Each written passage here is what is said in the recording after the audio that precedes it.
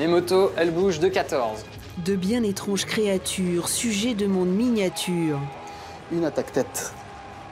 combattent inlassablement dans un univers de bruit, de fureur et de sang. Force 4. Endurance 3. 3 plus. À coups de dés, une armée peut être décimée. 7 morts. 2, 3, 4, 5, 6 et 7. Sébastien et Pierre Alban sont à fond dedans, contaminés jeunes ayant arrêté avant d'y retomber. Trop short, je charge pas. Par contre, j'ai droit à mes tirs de riposte. Vas-y. Complètement transportés au 41e millénaire parce que Warhammer 40 000 Allez, j'ai cette unité de 5. est pour la majorité des figurinistes le jeu de référence. Ils ont créé en 30 ans quelque chose d'énorme avec des romans.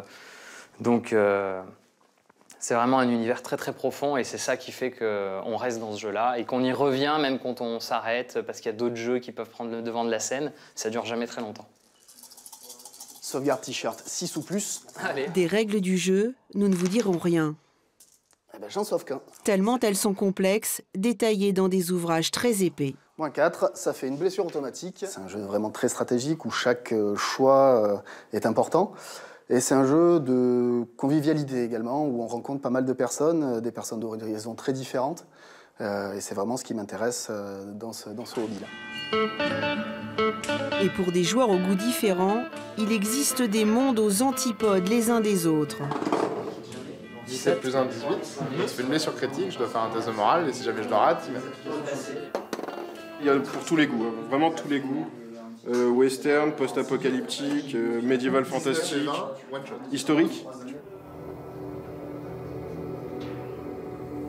Sur cette autre table, Frédéric initie Yannick à un jeu d'escarmouche français. Et pour Yannick, peu importe la stratégie, pourvu qu'il y ait un scénario. J'ai mes figurines qui font partie de mon armée, qui racontent une histoire. On est là pour une raison, on veut faire quelque chose. Plus que le côté tournoi, avoir l'aspect stratégique, avoir le dessus sur son adversaire. Moi, je m'amuse en racontant des histoires, en jouant avec mes figurines. Une précision d'importance, chaque petit personnage ou objet s'achète brut. Pas d'autre choix alors que de jouer du pinceau. moi c'est un aspect du hobby que j'aime autant que jouer.